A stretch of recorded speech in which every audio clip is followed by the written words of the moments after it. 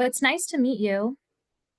I'm a cafe fellow and I use she, her pronouns. I've been with cafe for just a little over a year, and I'm also a third year student in the PhD program in cultural studies. And I also work at Pitzer College in research and governance. And so I'm going to be taking a look at AI from an environmental approach, from a research approach, and then also from a social approach, and kind of go into a little bit of the labor, the environmental cost.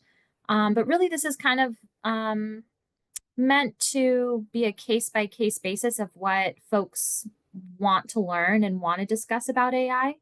So we can take it in a few different directions depending on what you're looking to get.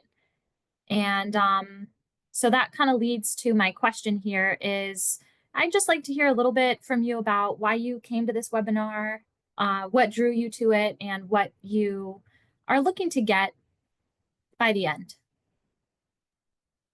Honestly, I was just really curious about the title, and I didn't really know what it meant, but I always enjoy the cafe and all these kind of webinars, and I feel like I always get something out of them regardless of what it is.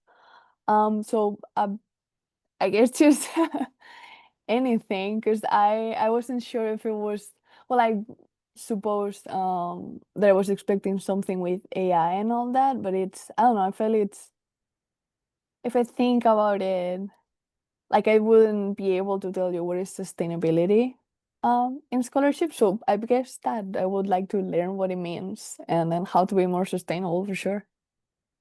Hope Awesome. that's enough. Yeah, I think that's something that I hope, because we have a few webinars like this, I hope that it can kind of build on itself. And every time we do a webinar, we had one last semester on the ethics of AI. This one's kind of more focused on energy use and consumption, and the infrastructure and scalability of AI. But the point of the Google document is really to create a learning community and a collaborative space where we can create knowledge about AI together, and also model these sustainability practices. So you'll find out why the Google Doc is important, and the collaborative approach is important. But really, feel free to comment in the document if you like a reading. Go ahead and put a comment in the bibliography. Feel free to add something to the bibliography. Yeah, this is something iterative that I hope we can keep going. And then this mainly the Mentimeter works more when there's multiple people. But feel free to, yeah, just follow the code. And I'm going to pull up Mentimeter and we can kind of see where you're at in terms of knowledge about AI and kind of how you feel. So I'm going to actually put that up one more time until you give me the thumbs up that you I got it. have. Oh, perfect. Okay, Mm-hmm. cool. So let's go to Mentimeter and see. Let's see where folks are at I'm gonna be put in on the their. spotlight, I guess. Okay. Exactly. Mm, Let's see where you're at in terms of just knowledge in like a 1 to 5. Um, okay, cool. Okay, nice. All right.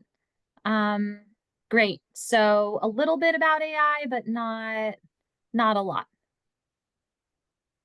right, Okay. like feel like I know some things, at least in general. I don't know if it will be specifically about scholarship, so I feel like that too could be the I know things in general, but not specific. Cool. And yeah, what are some things that you've seen and experiences that you've had with AI just in your own scholarship? I do use it like quite a lot because I find it like really helpful when I forget specifically like an analysis or something. I feel like ChatGPT is the one that I use the most. It's gotten really good at explaining to me step by step. And then while I do that and I use it or to revise, like, oh, can you make this or this grammarly and all those like AIs that help you with writing? Can you make this sound a little bit better and all that stuff? I also think, especially with ChatGPT, about the consumption of like electricity, water, and all that stuff. So that's where I related more with sustainability and all that, which kind of makes me feel a bit bad sometimes because I'm like, oh, am I using it too much? But then, I mean, I know that if I myself only stop using it, I'm gonna fix the whole problem. So it's that the weird balance. Yeah, I think that's actually spot on, Michelle, in terms of taking on the responsibility of what you can do. And then Emily Bender, she's in the bibliography, and she came and spoke at Harvey Mudd last semester. So I encourage you, in the bibliography, there's the Nelson Speaker Series, and Harvey Mudd did like 4 or 5 different AI experts, and it's all online, all the videos and the lectures. But when Emily Bender came, she mentioned that just similar to what you're saying, a lot of the environmental impact isn't individual folks like yourself using AI. It's really institutional use and institutional adoption. So really high scaled use of AI. And so for an institution like CGU or any one of the colleges or even the high schools, they're all starting to integrate and have institution specific GPTs Mhm. and AI use, or in Microsoft, we all have Copilot. It's that institutional level that has a lot of impact. And that's where, I think a lot of the ethics and difficult grappling with use is going to take place is on the level of all of us together, in addition to our individual scholarship. So I Mhm. think it's good to be thinking about your impact, and then also what you can do to audit your institution or make sure that CGU and universities or schools or whatever organizations we're working with are um, being mindful of their consumption. So, okay, cool. So thanks for, yeah, participating in that. And then there's one other question. um, I'm not sure if you have access to, oh, cool, awesome. Okay, great. So I'm going to pull that up. Okay, so this is kind of like Jeopardy. Like, what do you think uses the most energy of typical things in scholarship? Is it the manufacturing of the hardware? Is it the energy consumption, the printing, the electricity, the search engine, which uses electricity and water and all those things? Okay, cool. So search engines and okay, and now tell me a little bit about why you chose printing and operational energy and search engines. I feel like search engines and operational energy would go together. Or I mean, I guess maybe I don't know the real difference, but I think they are like close together. I know the data centers and all that stuff, they do require a lot of space, a lot of water, energy, and all that. So, and I think that search energy is going feed into that. So that's why I added that one. I feel like for sure operational energy and the best data centers are a main one. And then I feel like a lot of people are still printing. And I mean, we still have a lot of books in academia and everything. And sometimes it's just based on that. You cannot find the things that you need online or it's paywall or whatnot. So we have to end up printing. I feel like I would say that that's still there. Right. Mm-hmm. Okay, cool. And that's exactly right. So the physical transportation, the printing, the energy consumption, the search engines, um, are all a part of the total consumption. But before like answering and kind of prioritizing, because there's some data behind it, I just wanted to see like, yeah, where you're at and how you think about sustainability before we go into the research and just what might be intuitive or what might be apparent to you in terms of the physical transportation or the printing itself. And then what the research says once it's at the social level. So, okay, cool. Um, all right, so I'm just gonna pull up the presentation and then kind of continue on here. Okay, can you see my screen okay? Awesome. Okay, cool. All right. So interestingly enough, AI and um, really I'm thinking about AI in terms of search engines like Copilot or ChatGPT or systems that we're starting to use now is how I'm going to describe AI use. There's AI in research and other types of LMSs and LLMs, but um, learning language models and things like ChatGPT are going to be the focus of this presentation, just because that seems to be what people are using a lot more. And then LMSs, learning management systems like Canvas and stuff. A lot of teachers are using AI to code their Canvas courses and like make the HTML and just kind of build learning environments in a really unique way. So that's kind of what I'm going to focus on. But interestingly enough, similar to Cole, I was looking at an article that I link in the slides in this presentation, and the more AI, it was talking about kind of the paradox of AI use in technology and how the easier it becomes to use, the more it gets used and the more consumption takes place. And so there's an interesting paradox where the more efficient it becomes, the more it gets used, the more consumption takes place. And so I think there's a temporality in terms of the environmental costs and an acceleration that we can be aware of. So I think part of understanding the ethics of AI, if we can say it's ethical at all, is slowing down that acceleration of use and really understanding, just like you were talking about, where we can intervene, where we cannot use, and where we might see it as essential to be using this tool, or where it really helps us, and where it might just be easy. And so it's just going to start replacing things that might be better suited to have a lower energy consumption, like a Google search that doesn't need to be smart or assisted in any way. So Joven's paradox, the easier it gets, the more we consume, the more un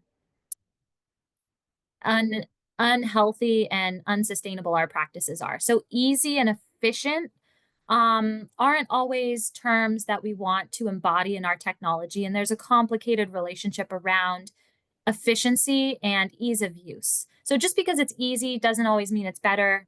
And that's kind of Joven's paradox. And it happened with coal. And similar to the Industrial Revolution, there's another type of industrialization continuing. And so this is a part of a broader socio-cultural value system and practice that we're a part of right now, which is exciting and also terrifying. So it's nice to just be here and try and be as critical as possible. So that was kind of the what, where we're at. And then why does it matter? Why do we need to slow down the acceleration of AI use? Why do we need to be so critical? Well, one of the environmental costs that you mentioned is electricity. And if you think about just one search in a chatbot, that a Google search that's assisted with AI, it can be the equivalent of powering a light bulb for 20 minutes, which is 10 times the power cost of a simple Google search. So a magnitude of 10 times is astronomical in terms of AI. So it's just taking our energy consumption to a whole nother level. So a part of it is just the straight energy consumption. But as Emily Bender mentioned in her lecture, it's not just one person doing one search, which is the equivalent of 20 minutes. It is all the data centers that you mentioned. So 2,700 data centers in the US alone. And that's going to consume 6% of the country's total electricity. And given global warming and issues like that, do we really want to be increasing an already overloaded grid, considering natural disasters that have happened in Texas, where the grid has shut down, or at a time where infrastructure might not be a priority in terms of our country's overall monetary goals right now? Do we really see our government putting money into infrastructure? And if not, do we want to be contributing to technologies that are going to put a strain on that energy grid? So energy costs, you already kind of named that, and that's a big cost right there. Another cost is water. So just about a bottle of water's worth. You could just think of like undoing a bottle and just like dumping it out, whenever you're using usually like one search. And you think about how many searches, I know, you think about how many searches you need to just get something translated or to edit. So I think trying to avoid black or white thinking, how can you reduce your number of searches? How can you ask a more complicated question so that it limits the number of times that you're searching? And then on an individual level, maybe skip a bath. If you're going to ask a lot of ChatGPT questions, maybe take a quick shower, or maybe don't water your lawn that day, and really think about offsetting. Maybe don't take a shower, or maybe, however you want to save water, think about that. And just thinking about, sometimes technology distances us from the costs. And so when you think about in your head, it's less abstract. You think about a bottle of water just getting dumped out. That's more visceral than just typing and not having any connection to the water that's being used. And again, that's on a personal level of just using the chat system. But when we start thinking on a global scale and we start looking at neoliberalism and neocolonial practices, we get into what one scholar, Karen Howe, calls the empire of AI. And so that's getting to global transnational interactions of large companies, which you mentioned on a large scale. And so I'm just going to pause here and pull up. Sometimes this has been working, sometimes it hasn't. So I'm going to try it, but if not, I can. Oh, great. Okay, cool. So I'm just going to have show Karen introducing what AI is and the scalability, and then a little bit about the water usage. And just give me a thumbs up if you can hear. No? Okay. Okay, let's see. I might have to share audio, so let me just make sure I'm doing that okay. And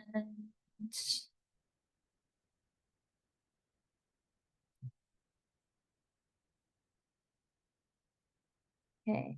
All right, I'm gonna try this again. And if it doesn't work, thankfully all the videos are linked in the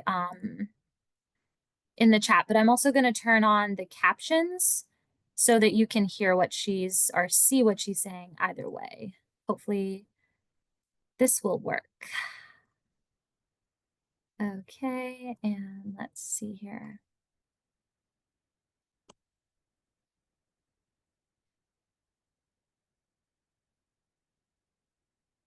And just give me a Democracy thumbs depends up. on a free press. Please support our independent. Yeah, okay, awesome. Okay, cool. Yay. Modern day, they are trained on data. They need computers to train them on that data. But what Silicon Valley did and what OpenAI did in the last few years is they started blowing up the amount of data and the size of the computers that need to do this training. So we are talking about the full English language internet being fed into these models, books, scientific articles, all of the intellectual property that is being created, and also massive supercomputers that run tens of thousands, even hundreds of thousands of computer chips that are the size of dozens, maybe hundreds of football fields, and use practically the entire energy demands of cities now. So this is an extraordinary type of AI development that is causing a lot of social, labor, and environmental harms. And that is ultimately why I evoke this analogy to empire. Okay, so that just gives you the size and the scalability. And then this is, we already kind of went into the energy requirements. This is a short video, but this is particularly the water requirements at scale, which is pretty mind-boggling. Cannot be trained on any other type of water because it can corrode the equipment, it can lead to bacterial growth, and most of the time, it actually taps directly into a public drinking water supply because that is the infrastructure that has been laid to deliver this clean, fresh water to different businesses, to different homes. And Bloomberg recently had an analysis where they looked at the expansion of these data centers around the world, and 2/3 of them are being placed in water scarce areas. So they're being placed in communities that do not have access to fresh water. So it's not just the total amount of fresh water that we need to be concerned about, but actually the distribution of this infrastructure around the world. Okay. So yes, it is not just as simple as dumping out a bottle of water. Unfortunately, a lot of the machinery is so sensitive. It requires the most pure, pristine drinking level water. And a lot of companies are going into vulnerable communities around the world where they don't have to pay taxes and they're not accountable to the governments and then taking the water. And so those are some of the water costs, the energy costs. And now let's get into some of the human costs. So in addition to data centers being built in ways that reinforce environmental racism, communities of color and poor communities are often, under-resourced communities are often areas where these data centers are polluting. In addition to that, one case study is in Kenya, where a lot of companies like Meta, OpenAI, that has ChatGPT, are coming in and paying folks like $2 a day to sort through some of the most horrific content and not giving them mental health resources, not having proper labor practices. And so it kind of helps us to rethink what is this intelligence if it's dependent on humans, you know, first and foremost. Is it really something that's replacing our humanity, or is it something that's relying on human beings and it putting them in very dehumanizing conditions for this myth or performance of intelligence so that the company and the corporation can like reap the benefits of appearing like they're giving us the benefit of a technology that's really relying on workers in very dehumanizing conditions. And so watching things that are really difficult to watch. And here's another video that you can watch a little bit more of that kind of goes into the toll of working for these companies and what workers are promised and the lack of accountability and care that go into these data systems. So it's not even just data centers operating, they're real human beings that are making it possible for us to use these systems. And they're not being compensated or cared for in an ethical way. So for the sake of time, I encourage you to watch this. And there's some articles also in the bibliography that you can learn a little bit more about this. Okay, so what can we do to be more ethical and understand our own complicity in this? So one of the ways we talked about is just avoid overusage. How can we ask as much as we can in one question than 5 questions? How can we reduce, similar to the water? How do we, you know, maybe don't use your LED lights, or don't use the sprinklers, don't take a bath, or you know, maybe just shower really quickly, or don't water your plants if you're going to be using a lot of AI. And then replace. How do you offset? And that's where we're going to focus today, is on digital tools that offset the highest cost. And surprise, surprise, interestingly enough, the highest cost, according to this article, which I link in the bottom of the slide there, and is in the Google Doc, is actually transportation. So you can see like Electricity was a high cost. This was a typical assessment that was done on a university. So this is something that CGU could do, just like an audit on energy consumption at a typical university. And it was really transportation and electricity. You could see business travel, commuting over here really use the highest cost, and vehicle fleet, and then electricity purchased. So again, like those are some of the main ways that excuse me, I'm just going to make sure my computer doesn't die here. While you look at that, that some of the consumption is taking place versus construction, not so much. Building construction, not really happening as much. And yeah, any paper, I know you mentioned paper. So kind of on par with waste, but still not as much as transportation, but there. So still like a high cost. Yeah, so any questions so far or anything kind of on your mind? Okay, cool, nice. And feel free, again, this is informal, so feel free to just raise your hand.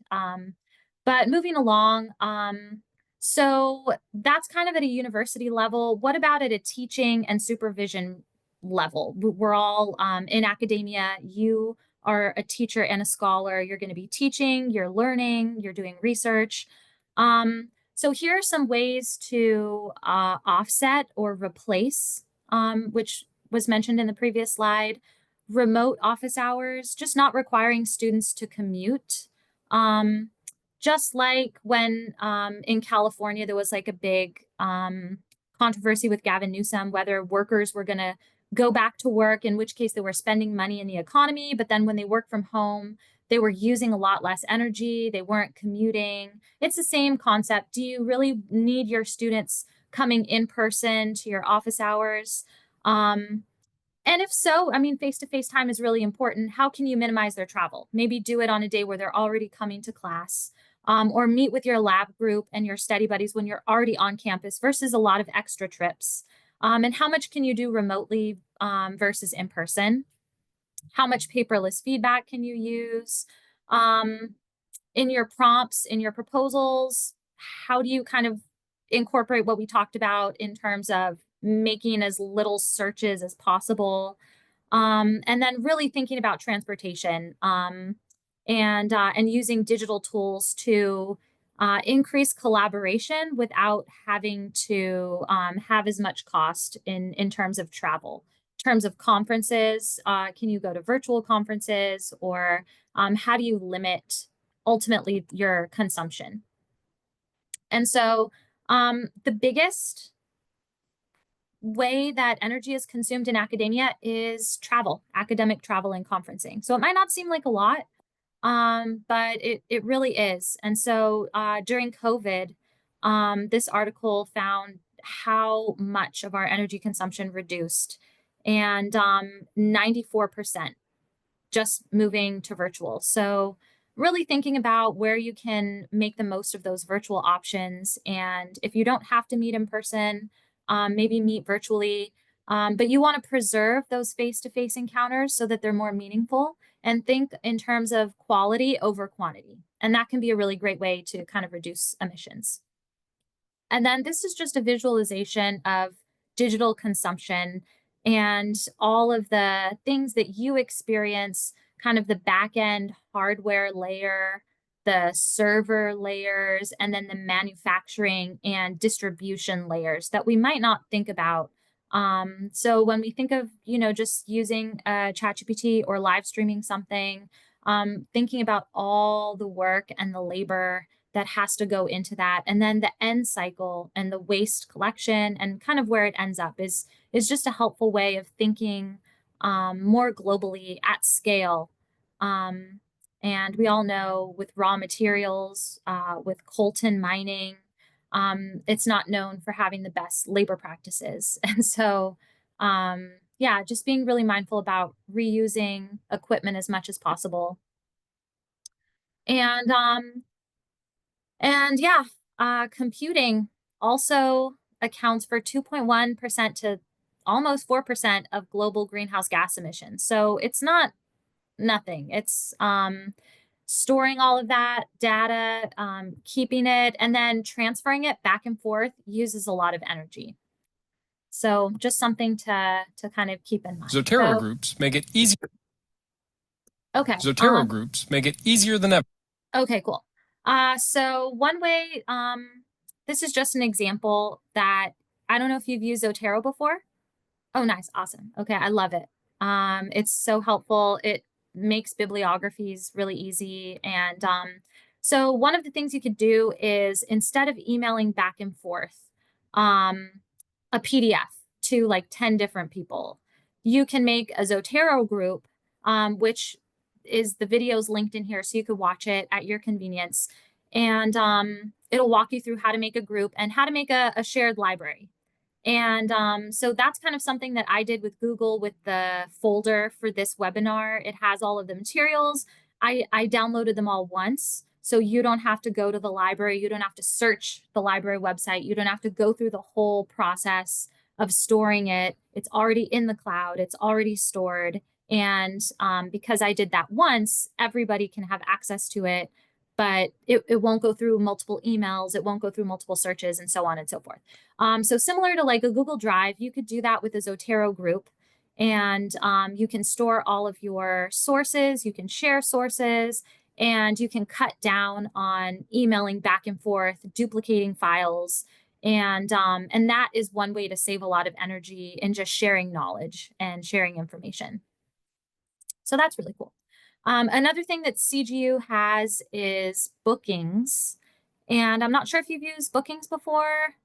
Okay, cool. So it's similar to Zoom. It's very similar to Zoom. And this is the CGU app page. So when you log in to the CGU students page or the faculty page, you'll go to the Copilot tab, and then bookings is right here, right next to like all of your other Microsoft tools. And so the university pays for it already, which is nice. And that's just similar to Calendly, which you also have at the bottom there. Similar to like Zoom, but it's like Zoom meets Calendly, where you can, it's a calendar and students can make appointments with you or your classmates, and you can meet virtually. So just kind of assisting with virtual meetings, paperless workflows, and ways that you can just be more sustainable. You can use like a Zotero group or a Google Doc, and then you guys can organize meetings through bookings, and it'll limit the amount of emails and back and forth and polls and things like that.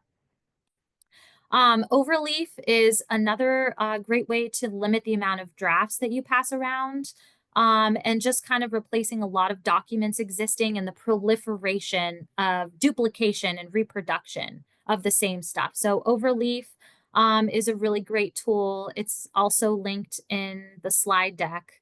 And it's just a really nice way, particularly for math folks, because it has a LaTeX collaboration. So if you're in the sciences, the social sciences, Overleaf is a really great way to collaborate, and it links to LaTeX, and you can do your homework with your friends. And it has free plans, and it even has like LaTeX tutorials on how to have that interoperability.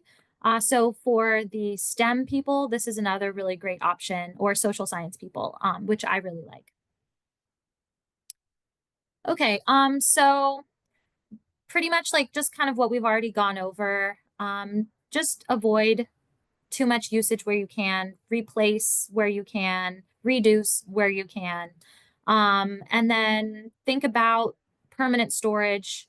Every time you send an email, every time you do a search, just be mindful and also compassionate, because one person can make a big difference, but it's really institutions and large amounts of people doing things that has the greatest impact. And so even if you just go to Student Senate or the Graduate Student Council and say, you know, how are we doing sustainability audits of our new pilot of ChatGPT? I noticed CGU has a pilot program for AI.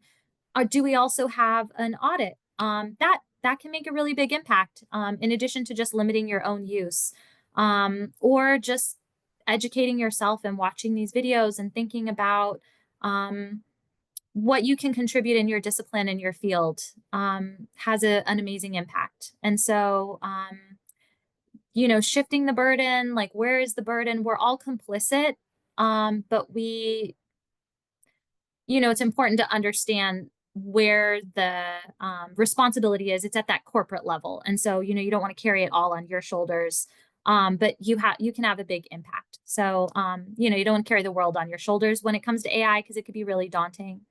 So just take care of yourself and understand that everybody's learning and doing our best, you know, but we're all complicit in this system. And so it's good to be critical.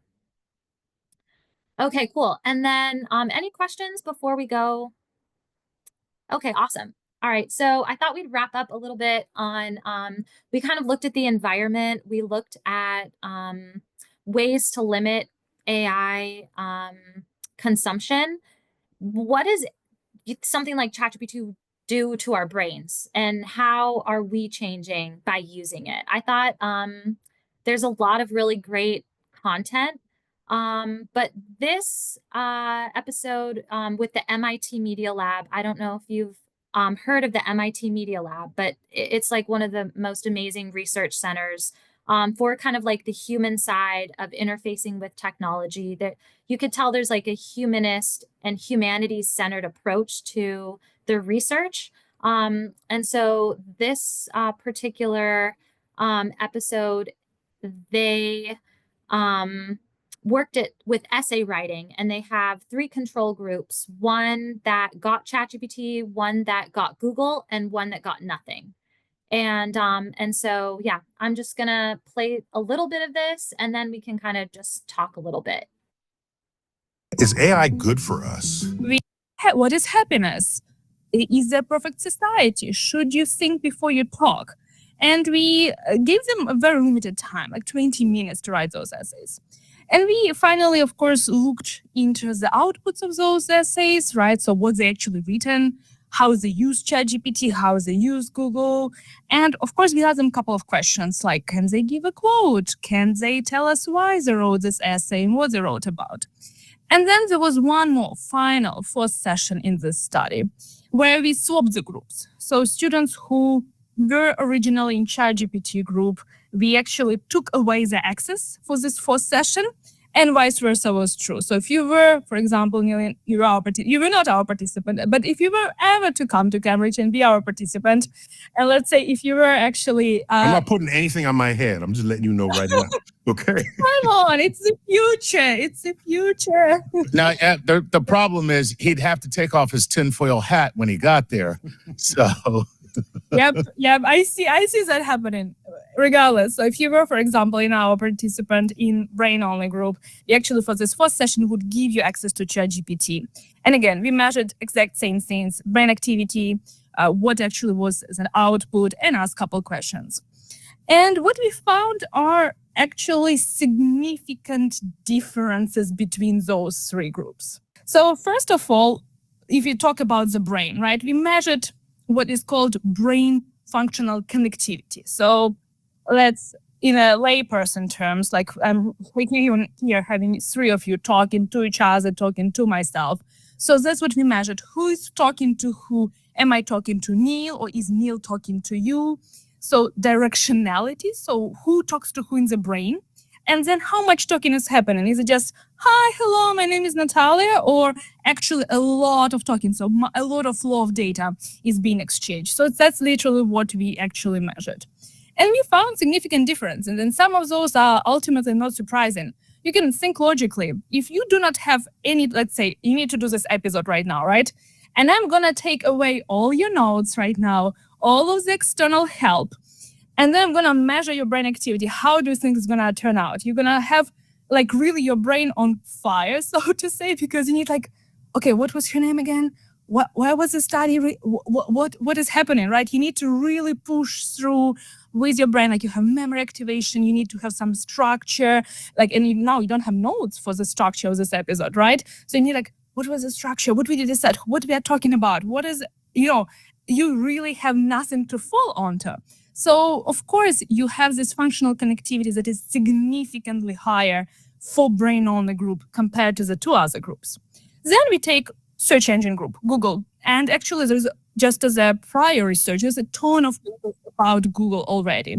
We actually, as a humanity, right, we are excellent in creating different tools and then measuring the impact of those tools on our brain. So there's quite a few of papers we are citing in our paper. For example, there is a paper, spoiler alert, called Your Brain on Google from 2008. Literally, that's the name of the paper.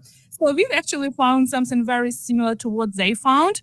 There would be a lot of activations in the back of your head. This is called visual cortex or occipital cortex.